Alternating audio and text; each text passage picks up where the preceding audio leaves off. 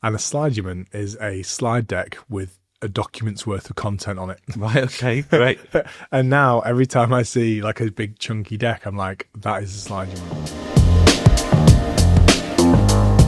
Hello and welcome to Off Script. So today we're going to be talking about designing and running discovery workshops. So this is really good when you've got a problem that you want to unstick in a team.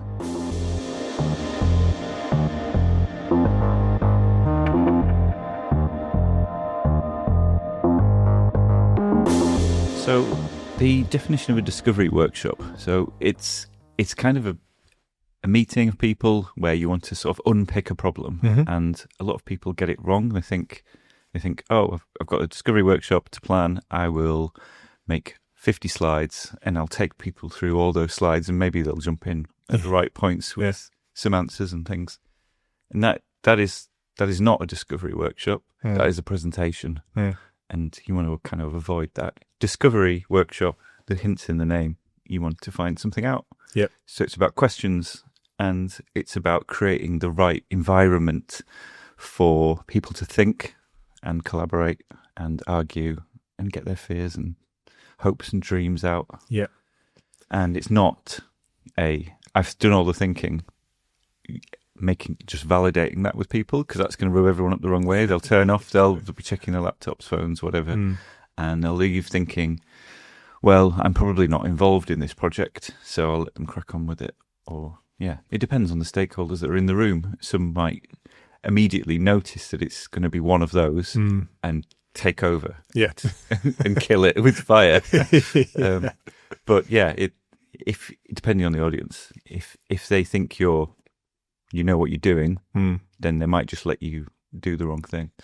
So it's just as much about creating an environment for like that discovery to happen as much as the output. Really, it's the process, right? Yeah. So if, let's say, your clients come to us with a problem, they want to make a new mobile app, it might feel like we have all the answers, and it might be tempting to then put all those answers into a deck. Yeah. And actually what you want to do is do quite a lot of planning ahead, but make it quite unstructured. So I find if you use a tool, the tool can sometimes sort of sway the way that you set things up. But if you use like Miro and put your slides in there, then you can put all the vital elements in and some exercises. But when you're jumping around, it doesn't feel as jarring as, say, in PowerPoint, where PowerPoint almost railroads you into thinking, intro slide, next slide, what's the problem? And you kind of get stuck into like that sort of track. Having said that, a bit of structure is good as well. But I think the facilitator needs to be comfortable that you can go off piste, you can delve into like unknown, unanswered areas, and I think that's the thing. I came across the term Slideument. Have you heard of that before? I haven't, no. I came across a Martin Fowler article on it, and a Slideument is a slide deck with a document's worth of content on it. Right, okay, great. And now every time I see like a big chunky deck, I'm like, that is a Slideument. Great. Yeah. I like that term, but it sounds awful. It is awful, but it's good because it calls out the fact that you're using the wrong medium to try and communicate a lot of information. And also, I think with what you're saying, it's about fostering the environment for discussion to happen. And I don't think you need to be too worried about presenting stuff to that group, right? Yeah, absolutely. It's not as much you speaking as you facilitating everyone else speaking. Yeah, which is hard as well, because also you have people who maybe want to dominate the conversation in a similar way. They might already have a preconceived idea of what the solution is, right? Yeah, and they might want to learn some bits as well. You do want to give them some nice little nuggets where they go, oh yeah, that makes sense. Yeah, but you don't want to be like just talking at them. Yeah. And for me personally, and it is a personal thing, I quite like to have 2 half-day sessions on different days. The reason being is if you plan a full day, often you'll need to change depending on what the outcome of the first part is. Right. And you haven't given yourself enough space to do that. If you have a half-day session with the important stakeholders in the room, you have some exercises, and we'll talk about what I think the good first exercises are. But once you've heard them chat for quite a while and you've put a load of post-its on the wall and you've captured all that, you can go away and go, right, what actually do we need to get out of this second session? Yeah. Whereas if people are coming back from lunch, they're tired, a bit grouchy maybe, trying to design a workshop on the fly in the afternoon after lunch is doable. I wouldn't recommend it.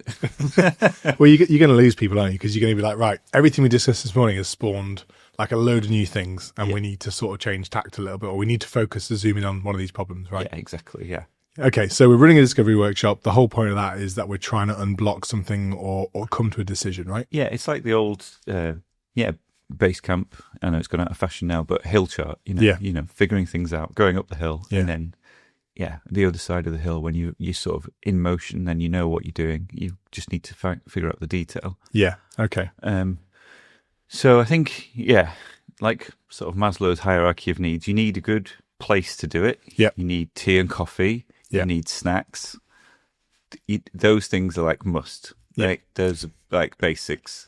If you don't give them caffeine, it's going to die. Yeah, exactly. It's the same thing with the conference, which we'll touch on in another episode. But people need caffeine. Yeah. People need water. Yeah. And otherwise, they're not going to pay attention. I think this is the important part, which is often overlooked, I think. So people sometimes assume you have to use the office that you use every day for this. I think actually sometimes it's really good to take people out of the office. Or if you work in an office that's particularly uninspiring, maybe it's like the lighting's wrong, or it's like a room that's just completely uninspiring. I think it is good just to go, right, do you know what? The cost of renting a facility for this is going to like be so worth it. Yeah, oh, absolutely. So one of the workshops I ran last week, we did the first half day in their offices, which is great, had a little look around. And the second day was in this beautiful place. Pat's uses a co-working space, who's down there. And it was almost so fancy, it felt like a spa. Like I felt I was about to get booked in for a massage. The lift smelled nice. Like it was super swanky, but not too expensive. I hope. I'll check the invoice later. But it was really nice. And they came in and, we had the Wi-Fi password up on the screen and there was like lots of PowerPoints and stuff. And you're just all sort of ready to go. And then you can, a bit of gentle parenting. Can you put your laptops away and, like you want people to be focused on the activities and doing the things. And there's some essential slides, I think. So there's the intro, there's the framing of the problem. You need to be careful not to steer it in the way that you want. Yeah. But an exercise I really like is pinched from Amazon, and it's the press release. And you don't have to go into as much detail as the PR FAQ format that product teams at Amazon follow. But it's just a simple question, like, if this project gets in the news, what is the ideal headline? What do you see? Like,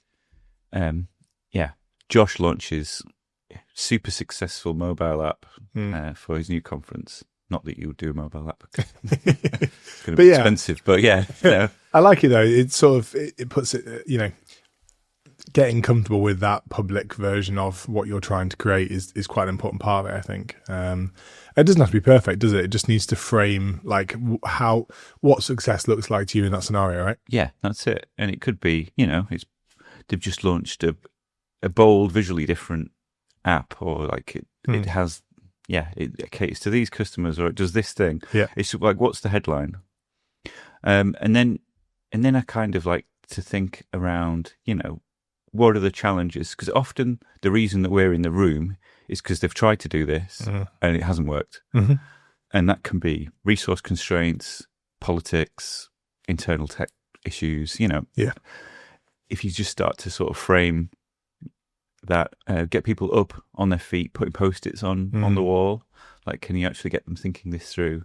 And this is when people will go, oh, you wrote that too, start giggling at each other and go, yeah they're a nightmare, etc. It's really valuable little tips in there, because they've just told you what you need to solve then. Yeah. And then I like to flip it on its head and do the complete opposite of the first exercise. It's like, if when this, let's say this project fails, like, what is how it gets in the news. Like, I don't know. When we were doing the street lighting stuff, it was like Aberdeen plunges into darkness. It was was like the anti-headline that you want. But, you know, you can go smaller scale than that. Like, we preferred the old app, or like, you know, the Sonos problem, or, you know, it's style over substance, or it's, you know, whatever these fears are of everyone in the room, they can start in a kind of playful way. Because they'll say things like, oh, so-and-so from IT will probably kill it. But they're highlighting real blockers and risks with the problem there. And I think it's interesting because you start to see, you know, you mentioned like people sort of finding common ground, like laughing at each other about things. I think that's a really essential part of running these sort of workshops, because it creates common language to describe the problem. And it also creates alignment where they didn't previously know there was. Exactly. And the thing about moving around a room is side chats. So because you're getting up, physically moving where you are, you can have a quick conversation with somebody else that will maybe sat completely opposite to you. And that is extremely important, because you're multiplying like exponentially the number of little chats that are happening between those team members. So taking it back to the start then, how do you make the environment, so you mentioned sort of vulnerability and ability to be honest and open. I think that's a really important part of this process. And I think you mentioned as well, like politics sometimes being a challenge here. Not saying that was the case with the workshop you just ran recently, but I think the challenge is sometimes it just takes someone external to come in and say the same problem in a slightly different way, and everyone goes, oh, of course, yeah. Or so how do you create that environment where people like feel like peers and people feel safe enough to raise these sort of things? Okay, so this is a lot easier if it's your own team, but yeah, psychological safety obviously super important for problem solving. If it's not your team and you feel like there might be some politics, I'd suggest making more smaller workshops with different mixes of people to try and cut across different ways. It might be that there's a senior person that when they're in the room has this kind of chilling effect on the creativity of the output. Without putting too fine a point on it, you need to kind of quickly identify who they are and try and create an environment where it's possible for other people to speak when they're not there. Obviously, you still want stakeholders like that to be involved, but it is tricky, and you can't fix the world, right? You can't fix every interpersonal relationship, but I think that's an important thing to mention there, right? So it's not, I don't believe as a facilitator of a workshop like this, it's your job to be peacekeeper. And actually, 5 dysfunctions as a team sort of style, healthy conflict is good here, right? So like surfacing that misalignment, surfacing disagreement is important. Healthy conflict is great. It's just when people don't talk.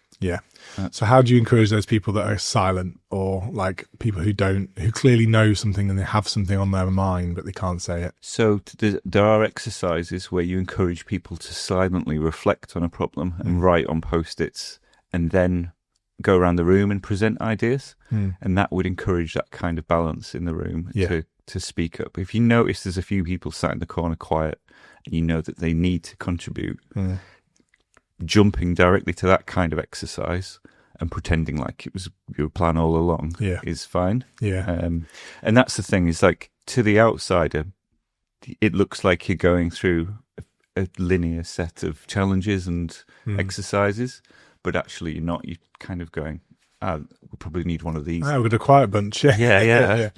So and do you call? So what I would do is I'd be quite explicit about it. I'd be like, a product manager's voice here is super important. Like, what do you think? And call out their responsibilities as part of solving the problem. Absolutely. Yeah. Speaking directly to those people works really well. Yeah.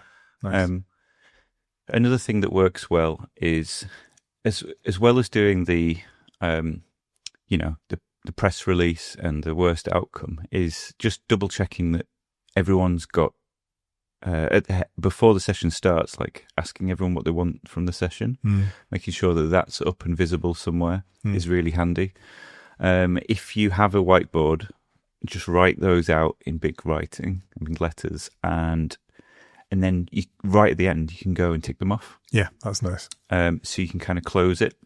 And it might be that you want to park stuff. So one of our delivery people that worked with us quite closely, she'd always have a parking lot and like misconceptions and like other different themed sort of boards to move post-its to. That's really good. Which was really nice if you've got the space to do it. I like the because I think the parking lot is, so I think often anxiety and fear is created when people feel like they've raised a problem and it's not getting solved there and then. And actually you need to remain focused on the purpose of the workshop. Yes. So I hear you, this is important, but not for today, is a really important tactic. Well, people want to feel heard. Yeah.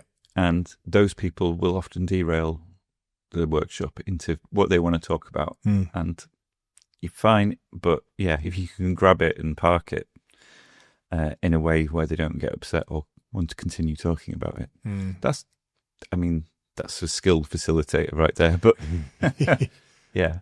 I mean, the best way to learn all this is to just try it. And it is sometimes feels like an impossible task. And sometimes you can wrangle it. It's like working with animals, I suppose.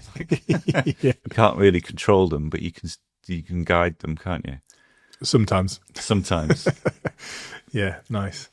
Okay, so the dynamics of this workshop are really interesting. And just go back to when you mentioned the sort of setting in the room, like big table, get it moving around, use different walls. Like, do you tend to get everyone still sat around a table discussing things? Do you try and keep people on their feet? Like, how do you sort of work with that? A bit of a mix. Yeah, it's nice to get people up on their feet at the start and directly after lunch, I think. Yeah, generally, just because they're a bit more sluggish. Gets people back into the swing. People will want to sit. The attention span sort of runs in sort of 90-minute cycles, doesn't it? So you need to sort of feel the energy of the room, and it will naturally ebb and flow. Yeah, and there's bits in there that people will really latch onto, and they'll want to spend more energy in those areas. So I love a risk register, but after that quite interactive sort of up on your feet, what are your fears? Oh, that would be awful if everything's set on fire. Everyone's joking. Yeah, a lot of people quite like that. But then the analytics brain, people are like, well, that's stupid. That's not going to happen. They prefer the more structured risk register thing that happens after. But actually, a lot of the post-its feed into that. So they might be more like, well, the likelihood of this is a bit higher and the impact is a bit lower, and they'll help you work through that.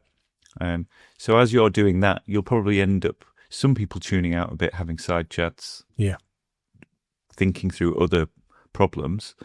But yeah, it is tricky, isn't it? You've got to make sure that you keep people on task, but not, but sort of cater for those sort of dips and flows in energy levels, I suppose. Yeah, I always like to, you mentioned team coffee is important, but I also like to get people out for a bit of a walk occasionally. So, there's a point where the room becomes a bit stuffy and, everyone's sort of starting to get a bit sleepy. I think a quick lap around the block to get a coffee, 100%. Let's do a coffee run. Yeah, let's walk and talk. Yeah, get out. Yeah, it's tricky though, because sometimes some of the best discussions then happen in that scenario and you miss capturing some of that information, or it can be a bit challenging. Yeah, that's it. And if you can go for lunch with everyone in a different place as well, that's great. If you stay in there with sandwiches, I find that the oxygen levels have gone. Yeah, it's not the one. Yeah, and then it just smells like, I don't know, sashimi or whatever someone's ordered. Sushi in a warm office room is not ideal. Yeah, exactly. There's other exercises that I quite enjoy as well when you want to get sort of like feelings, and it's sort of these sort of like sliders where you've got like feelings from one side to the other on, how flexible is the timeline, or how premium does it want to feel, or these kinds of like places where everyone can sort of put a pin in the donkey, if you like. They can all plot where they feel along an axis. Yeah, that's quite interesting, because that it's not so much the decision, it's more the conversation. But everyone thinks the end goal is to plot exactly where they are. Yeah, but actually what you're listening for is how they talk about that particular thing. Yeah. I find it interesting. So what scale do you use? Because it depends on the fidelity of the problem, because I think sometimes you want like a 1 to 10, like where are you at in this? Or do you just want like are you positive or negative towards this thing? Or Yeah, so I just tend to do like, so we'll have like time, and it'll be flexible on the left and inflexible on the right, and it'd have like 5 markers across it. So it would be completely neutral on timescales, or completely flexible or completely inflexible.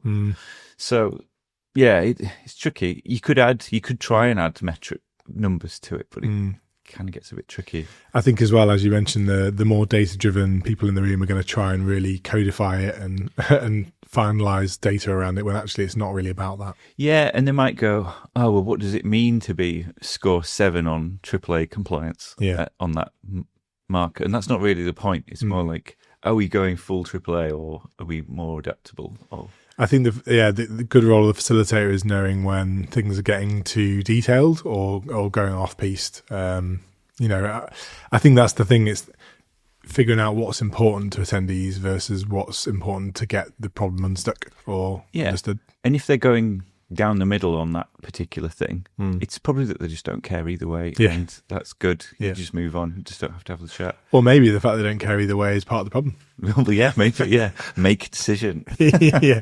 Yeah. So one of the things I was going to ask about is the capturing of this information, so especially if you're using Post-it notes these days. You've got them all over the wall. Taking photos is really good. Yep. One thing that I did in a recent workshop was then chuck that photo of the stickies into ChatGPT. Yep, great. To like list it all out. That is such a huge like game changer, I feel, in terms of using that data after the workshop. Yeah, absolutely. There's a Post-it app as well, which is not bad. And if people are comfortable with recording the session, you can open QuickTime, press record, keep an audio recording, and I just wing that through a local app called WhisperScript. Yep. It transcribes it nicely. And then you haven't sent all those private conversations into the cloud. Yeah. It just stays on your laptop. But yeah, AI stuff is good. Yeah. Nice. Yeah. And then, just make sure that everyone gets the materials at the end. Yep. Or get the Miro or whatever you've worked from, or in your case, you've taken a picture of the Post-its and you've got to write up.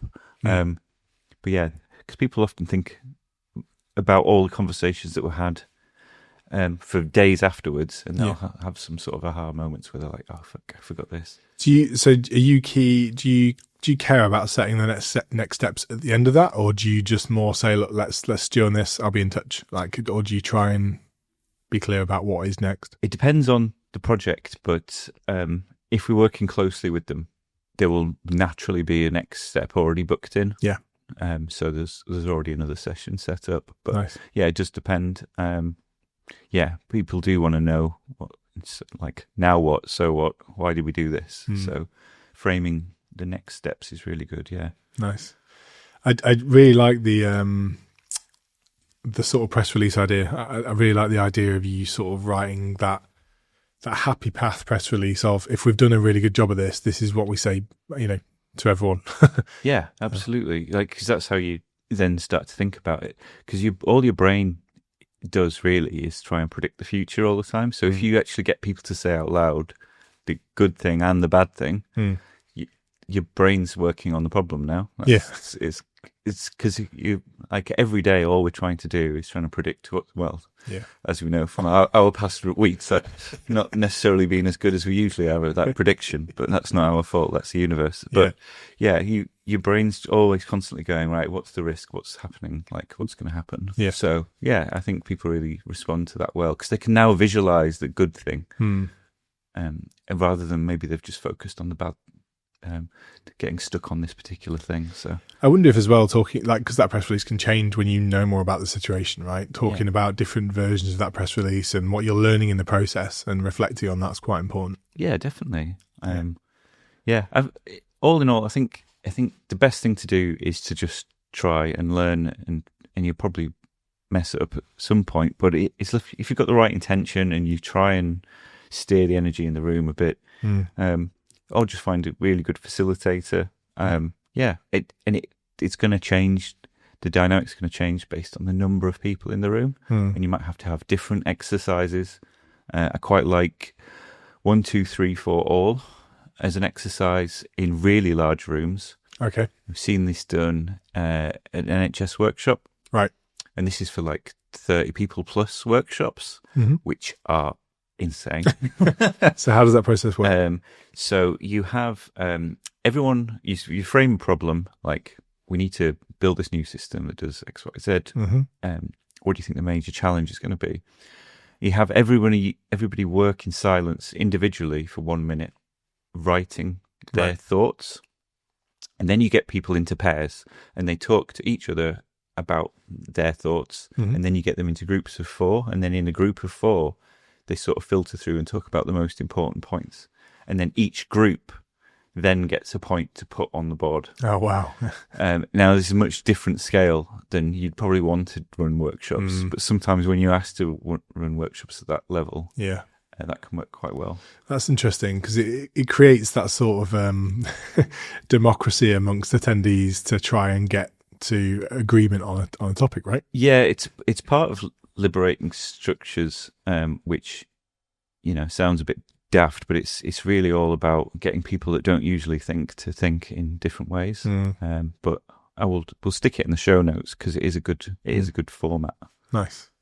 But yeah, and then once you've wrapped it all up, make sure you replay it back to people and they've got all the stuff that they need. But yeah, I think there's obviously a load of resources out there, and it really depends on the kind of things you want to get out. If it's more of a teaching workshop, there's a great book called The Workshop Survival Guide, right, which is more educational workshops, but that would be more akin to the kind of thing that you see at the end of a conference where you've got people teaching stuff. But this, for discovery, it's all about questions.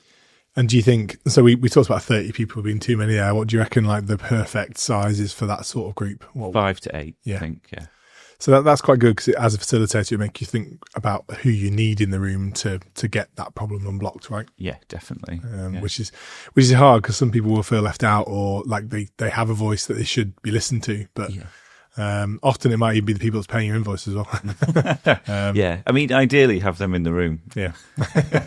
Well, I think they need to see, as you said, it depends on whether they're part of the challenge of getting to a solution, maybe. I think it's important to be involved in it, but maybe in some of those initial workshops, actually having them not in the room can surface some of the challenges too. That's it. Yeah.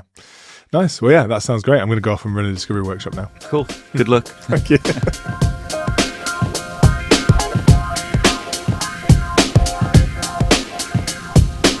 Thanks very much for listening. Hopefully you found that valuable. You'll find all the resources and details in the show notes, and I'll see you again for the next one.